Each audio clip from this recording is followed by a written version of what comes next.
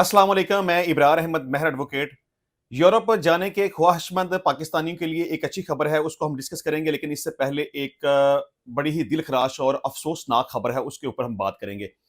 दरअसल मामला कुछ यूँ हुआ कि कराची के अंदर एक नौजवान ने अपने 3 बच्चों को कत्ल करने के बाद और अपनी बीवी को कत्ल करने के बाद पंखे से लटक कर खुदकुशी कर ली। ये मामला क्यों पेश आया? उसको ऐसा करने की ज़रूरत क्यों पेश आई? वो गरीब था, इसलिए, वो बेरोज़गार था, इसलिए, उसने अपने 3 मासूम बच्चों की जान ले ली। पहले उनको बेहोश किया गया। इसमें 2 बेटे थे और 1 बेटी थी। बच्चों की उम्रें अगर देखी जाएँ तो तकरीबन 3 साल से लेके 7 साल तक बच्चों की उम्रें थी। अभी वो नौजवान था, अपनी ज़िंदगी में बहुत कुछ करना चाहता होगा, लेकिन आखिर किस चीज़ ने उसे इस हद तक मजबूर कर दिया? गुर्बत ने, बेरोज़गारी ने, लोगों के तानों ने, वो अपने बच्चों की रोटी पूरी नहीं कर सकता था, अपने घर का किराया नहीं दे सकता था, बच्चों को खाना नहीं खिला सकता था, अपनी बीवी के मामलात, घर फैमिली के मामलात पूरे नहीं कर सकता था। आखिर किस चीज़ ने उसे इस हद तक मजबूर कर दिया कि उसने अपने बच्चों की जान ले ली, उनको बेहोश करके उनके सरों में गोलियाँ मार दी, अपनी बीवी को बेहोश करने के बाद उसके सर में गोली मार दी और बाद में खुद को फंदे के साथ लटका के, पंखे के साथ लटका के उसने अपनी जान ले ली। उसने जब ये सारा वाक़या किया, उससे पहले वो एक तहरीर जो मुबैना तौर पर कहा जाता है कि तहरीर वहाँ पे मौजूद थी। उसने कहा कि मेरे बच्चे और बीवी को जो मैं करने जा रहा हूँ इसके बारे में बिल्कुल भी नहीं पता, वो शहीद हैं। उसने अपने वालिदैन से मोहब्बत का इज़हार भी किया और अपने तमाम जो जितने भी रिश्तेदारान थे, उनसे उसने माफ़ी भी माँगी। देखिए, बिलावल भुट्टो जरदारी साहब इस वक़्त इलेक्शन कैंपेन के अंदर मौजूद हैं और वो बड़ी-बड़ी बातें, बड़े-बड़े नारे कि मैं मुझे एक मौका दे दें, मैं आप लोगों की तकदीर बदल दूँगा, मैं आप लोगों के हालात बेहतर कर दूँगा, मैं इस मुल्क को की मैं तरक्की और खुशहाली लेके आ जाऊँगा, पता नहीं मैं क्या-क्या कर दूँगा, मैं 300 यूनिट तक बिजली जो है वो फ्री दे दूँगा, मैं गैस फ्री दे दूँगा। मैं समझता हूँ कि इन लोगों को ज़रा शर्म नहीं आती। बिलावल साहब, आप और आपका सारा खानदान हमेशा से कराची में और सिंध में हुकूमत करते चले आ रहे हैं। आपके वालिद साहब पाकिस्तान के प्रेसिडेंट रहे, आपकी वालिदा मोहतरमा 2 दफ़ा पाकिस्तान की वज़ीर-ए-आज़म रहीं, आपके नाना ज़ुल्फ़िकार अली भुट्टो साहब इस मुल्क के सदर रहे, वज़ीर-ए-आज़म रहे। आपका एक ही नारा था, रोटी, कपड़ा और मकान। आप क्या कराची के अंदर, सिंध के अंदर लोगों को बुनियादी जो सहूलियात थी वो मुयस्सर कर सके हैं? आप लोगों को रोज़गार दे सके? नहीं। आप लोगों को खुराक दे सके? नहीं। आप लोगों को एक अच्छी ज़िंदगी दे सके? नहीं।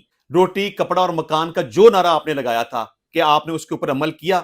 हमेशा से आपके खानदान की हुकूमत रही है, लेकिन इसके बावजूद लोग वहाँ पे इतनी मुश्किल ज़िंदगी गुज़ार रहे हैं कि वो खुदकुशियाँ करने तक मजबूर हो गए हैं।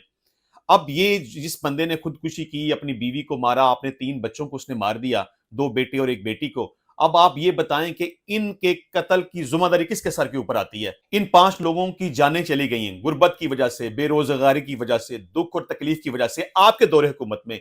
हमेशा सिंध के अंदर आपके खानदान ने हुकूमत की है, लेकिन इसके बावजूद ये एक वाकया नहीं है, इससे पहले बेशुमार इस तरह के वाकयात हो चुके हैं, लोग खुदकुशियाँ करने पर मजबूर हैं। इसकी मौत के ज़िम्मेदार आप हैं। बिलावल साहब, आप इसकी मौत के ज़िम्मेदार हैं। इन 5 जानों की मौत के ज़िम्मेदार आप हैं। आपके नाना जी इन अमवात के ज़िम्मेदार हैं। आपकी वालिदा ज़िम्मेदार हैं, आपके वालिद ज़िम्मेदार हैं। अब तो आप बड़ी-बड़ी बातें करते हैं ना, मैं ये कर दूँगा, मैं वो कर दूँगा। आपने क्या करना है? लोग भूख की वजह से खुदकुशियाँ करने पर मजबूर हैं। लोग गुर्बत की वजह से, बेरोज़गारी की वजह से खुदकुशियाँ करने पर मजबूर हैं, आपके दौरे हुकूमत में। अगर आपने लोगों को बेहतर वसाइल दिए होते, बेहतर रोज़गार दिया होता। देखें, कोई भी बंदा नहीं चाहता कि अपने बच्चों को कत्ल करे, कोई भी बंदा नहीं चाहता कि खुदकुशी करे या अपनी बीवी की जान ले ले। अगर कोई बंदा इस हद तक आता है, तो इसका मतलब यही है कि आप नाकाम रहे हैं।